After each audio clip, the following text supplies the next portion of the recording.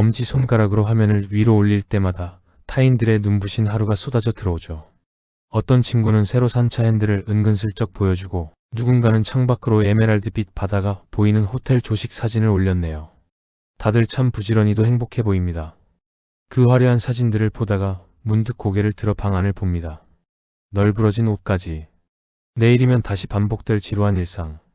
그리고 화면에 비친 내 무표정한 얼굴. 방금 전까지 보던 세상과 지금 내가 발을 딛고 있는 이 현실 사이에는 거대한 절벽이 있는 것만 같습니다. 분명 방금 전까진 괜찮았는데 왜? 이 작은 화면을 들여다본 것만으로 마음 한구석이 텅 빈 것처럼 허전해지는 걸까요? 남들의 가장 화려한 순간들을 모아둔 전시장을 보면서 왜 저는 저의 가장 평범하고 초라한 뒷모습을 채찍질하고 있는 걸까요? 오늘 AI의 차갑지만 정교한 시선으로 이 보이지 않는 심리의 함정을 한번 들여다보려 합니다. 우리는 지금 나쁜 게 아니라 조금 길을 잃은 것뿐일지도 모르니까요. 사실 우리 조금 더 솔직해져 볼까요? 정말 친한 친구의 합격 소식이나 결혼 소식을 들었을 때 입으로는 와 정말 축하해 라고 말하면서도 마음 한구석이 따끔거렸던 적 있지요? 진심으로 축하해주고 싶은데 이상하게 내 마음은 그 축하의 말만큼 가볍지가 않아요. 오히려 그 소식을 듣고 돌아오는 길에 지하철 창문에 비친 내 모습이 유난히 초라해 보여서 일부러 고개를 숙이고 스마트폰만 쳐다보게 되죠. 어떤 날은 이런 생각도 들어요. 다들 저렇게 앞서가는데 나만 제자리 걸음인가? 아니 나만 뒤로 밀려나고 있는 건 아닐까? 친구들은 벌써 저만큼 멀리 가서 멋진 풍경을 보고 있는데 나는 여전히 진흙탕 같은 일상 속에서 신발끈이나 묶고 있는 기분이 들 때 말이에요. 집에 돌아와 씻지도 않고 침대에 누워 다시 SNS를 켭네요. 거기엔 또 다른 누군가의 완벽한 하루가 기다리고 있죠. 예쁜 카페, 화목한 가족, 멋진 운동 기록. 그런 것들을 하나하나 넘겨보다 보면 아까 먹다 남은 식은 밥이나 책상 위에 쌓인 고지서들이 갑자기 나를 공격하는 것 같아요. 남의 행복이 나의 불행이 아닌데도 왜 우리는 남의 빛나는 순간을 보며 내 어둠을 확인하게 되는 걸까요? 축하한다는 말 뒤에 숨겨진 이 씁쓸한 무게감은 도대체 어디서 오는 걸까요? 당신이 이상해서가 아니에요. 우리 모두가 한 번쯤은 느껴봤을, 하지만 누구에게도 쉽게 말하지 못했던 그 낯선 마음. 오늘 그 속마음을 하나씩 꺼내보려 합니다. 참 이상하죠? 마음이 아플 걸 알면서도 우리는 자꾸만 그 새로 고친 버튼을 누릅니다. 마치 누군가 내 손가락에 자동 실행 스크립트라도 심어놓은 것처럼 말이에요. AI의 시선으로 우리의 행동 데이터를 한번 들여다볼까요? 우리는 단순히 사진을 구경하는 게 아닙니다. 아주 정교하고 빠르게 비교 알고리즘을 돌리고 있죠. 남들의 게시물을 위로 올리면서 뇌는 무의식적으로 계산을 시작해요. 저 사람은 저 나이에 벌써 저걸 가졌네. 저 커플은 저렇게 행복한데 나는 왜 혼자일까? 짧은 1초도 안 되는 순간에 내 삶의 데이터와 타인의 데이터를 끊임없이 대조하는 거예요. 더 무서운 건 이 비교의 루프에는 끝이 없다는 거예요. 한 명을 이겼다고 생각하면 더 빛나는 누군가가 나타나거든요. 우리는 마치 고장난 기계처럼 나를 불행하게 만드는 데이터를 스스로 수집하고 분석하는데 온 에너지를 쏟고 있습니다. 우리는 왜 이 아픈 짓을 멈추지 못할까요? 왜 내 삶의 원본 데이터를 타인이 공들여 편집한 최종 결과물에 더더 무비가 비교하며 스스로에게 낙제점을 주는 걸까요? 이 반복되는 행동 뒤에는 사실 우리 뇌가 수천 년 동안 간직해온 아주 오래된 생존 본능이 숨어 있습니다. 자, 그럼 이제 우리 마음의 설계도를 한번 펼쳐볼까요? 심리학에서는 우리가 방금 본 그 현상을 사회적 비교 이론이라고 불러요. 인공지능이 방대한 데이터를 수집해서 내 위치가 어디쯤인지 계산하듯 우리 뇌도 끊임없이 타인과 나를 대조하며 내 존재 가치를 확인하려고 하죠.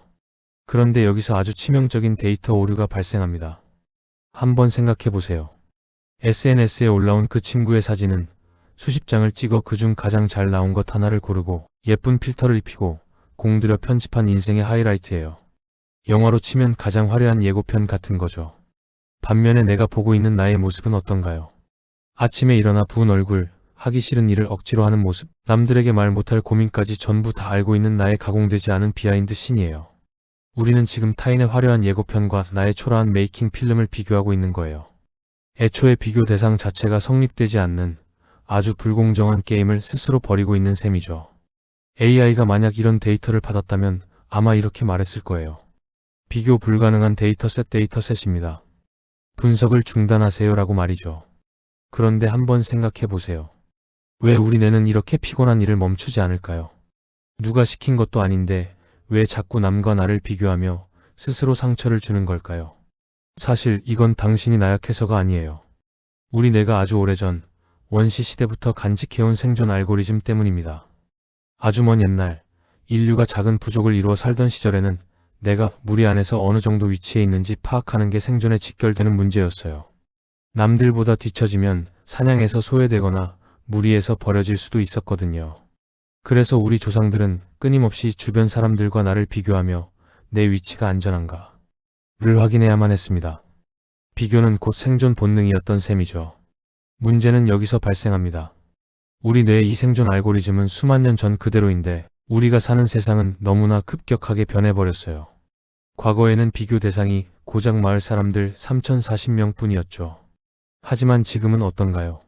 손가락 하나만 까딱하면 지구 반대편에 있는 상위 1%의 화려한 삶이 내 눈앞에 펼쳐집니다. 우리 뇌는 지금 30명 규모의 마을 버전 소프트웨어를 장착한 채로 80억 인구의 전 세계 버전 데이터를 받아들이고 있는 거예요. 말하자면 아주 오래된 구형 컴퓨터의 최신형 고사양 게임을 돌리고 있는 것과 같습니다.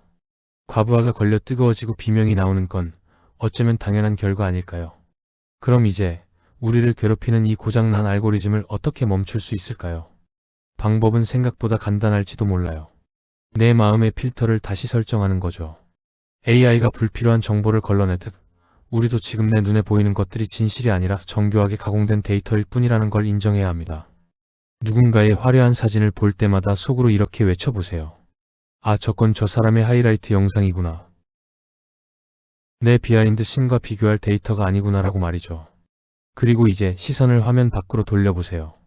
타인의 숫자를 세느라 놓치고 있었던 당신만의 소중한 데이터들이 보일 거예요. 오늘 내가 마신 따뜻한 차 한 잔의 온도, 길가에 핀 이름 모를 꽃의 색깔, 그리고 어제보다 아주 조금 더 나아진 나의 사소한 노력들 말이에요. 우리는 숫자로 매겨지는 데이터가 아닙니다.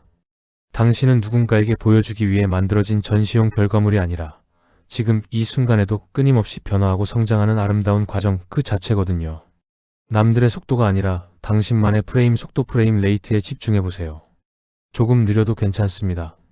당신의 인생이라는 영화는 오직 당신만이 감독이고 당신만이 그 진정한 가치를 정의할 수 있으니까요. 인생이라는 거대한 알고리즘 속에서 우리는 종종 길을 잃습니다. 하지만 기억하세요. AI가 아무리 정교하게 세상을 분석해도 결코 계산해낼 수 없는 단 하나의 데이터가 있습니다. 바로 지금 이 순간 당신이 느끼는 고유한 감정입니다.